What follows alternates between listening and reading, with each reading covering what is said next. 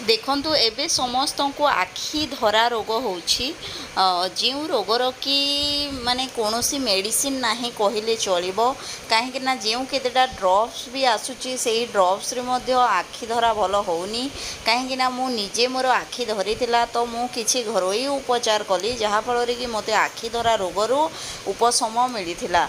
तो प्रथमे देखंतु आखि धरा रोग पई गोटिए महौषधि होछि उषुम पानी केमिति आपण माने गोटिए सफा पात्र नेबे सफा स्टील पात्र रे नेबे सेथिरे सफा पानी फिल्टर पानी किंबा भल पानी ताकू टिके उषुम करिवे तापरे सफा कपड़ा रे सेही उषुम पानी रे कपड़ा को पकाइबे एवं कपड़ा को चिपुड़ी की आखिरे सेक देबे देखिबे आपणकर जो आखिर दरदटा कमी जिवो एवं आखि धरा बहुत शीघ्र भल हो जिवो।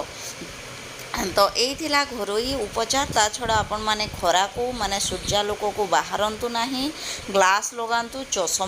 भिडियोटी बा इनफॉरमेशन आपण मानक भल लागिथिले लाइक शेयर और सब्सक्राइब करिवे। Thank you.